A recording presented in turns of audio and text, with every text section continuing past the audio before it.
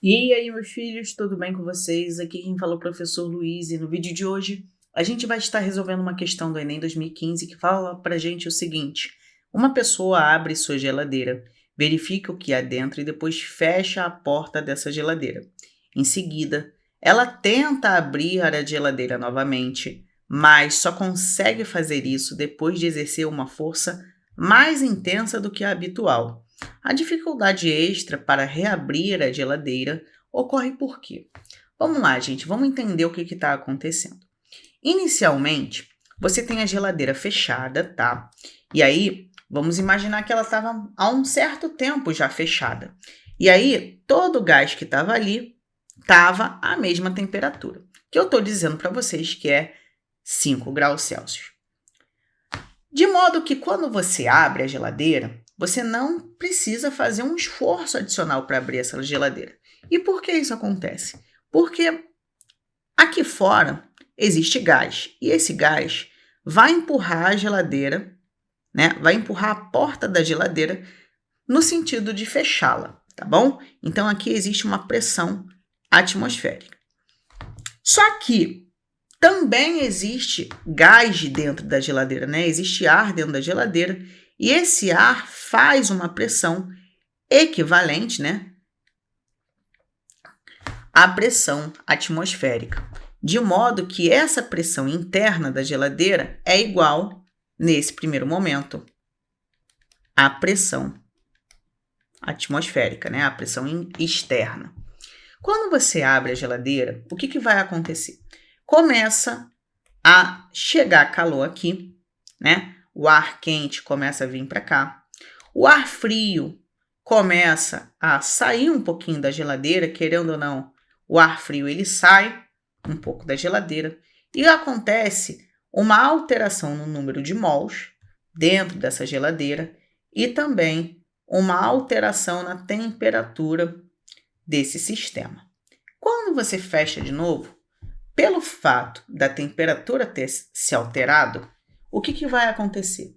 A gente vai ter 10 graus Celsius. Vamos supor que deu uma aquecida momentânea nesse ar interno da geladeira.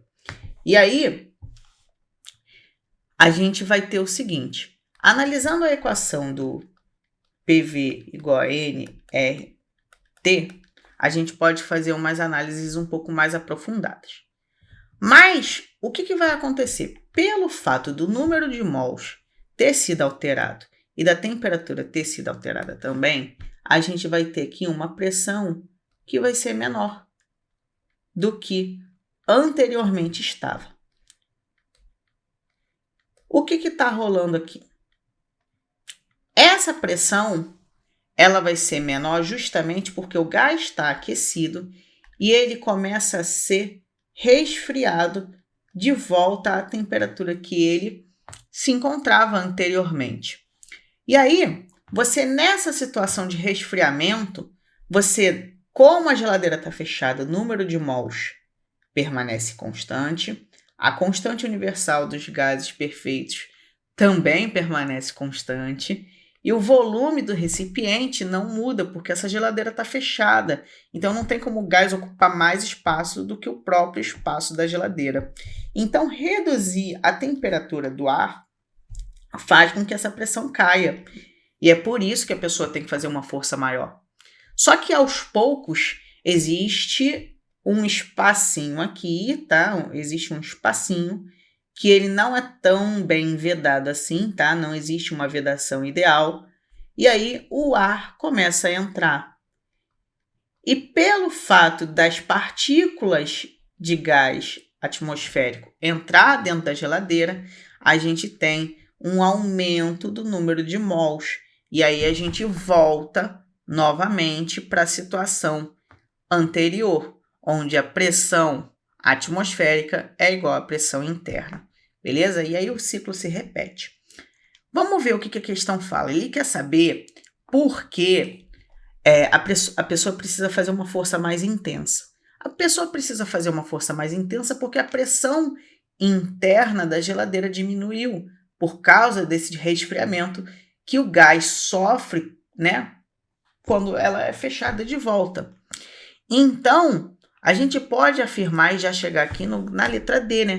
A pressão no interior da geladeira está abaixo da pressão externa, né? Que é a pressão atmosférica.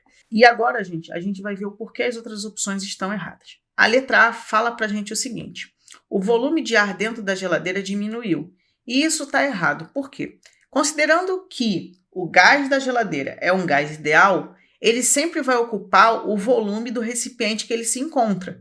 Como a geladeira não mudou de tamanho, o volume de ar dentro da geladeira não pode ter diminuído, beleza? Ele permanece constante. A letra B fala o seguinte para a gente: o motor da geladeira está funcionando com a potência máxima. Bem, gente, o motor da geladeira estar funcionando com potência máxima ou não só vai influenciar em basicamente uma coisa diretamente e na outra. Qual é a coisa que ela influencia diretamente? Ela vai influenciar diretamente lá no fluido operante, né? no gás do motor de geladeira, que ele vai estar passando lá. Ele vai funcionar para ficar dando pancadas no gás e esse gás funcionar de forma termodinâmica, beleza? E aí, de forma indireta, esse motor vai estar associado ao resfriamento da geladeira, beleza? Mas ele não vai estar justificando o motivo dessa pressão diminuir, beleza? Por isso a letra B ela é incorreta. A letra C é Chernobyl. Ele fala que a força exercida pelo ímã fixado na porta da geladeira aumenta. Você só aumentaria isso se você colocasse mais ímãs aqui, acontecesse alguma coisa, algum fenômeno magnético. E como a gente não tem nada sendo escrito no texto, nem nada que usualmente a gente lembre de estar acontecendo, a gente não pode marcar a letra C de forma nenhuma. E a letra E fala: a temperatura no interior da geladeira é inferior ao valor existente antes dela ser aberta. E isso é mentira, porque a geladeira sempre vai chegar numa temperatura mínima, né? Numa temperatura que seja mínima e estável. Então, se essa temperatura é 5 graus Celsius, no final do processo ela tende a voltar para esses 5 graus Celsius, ok?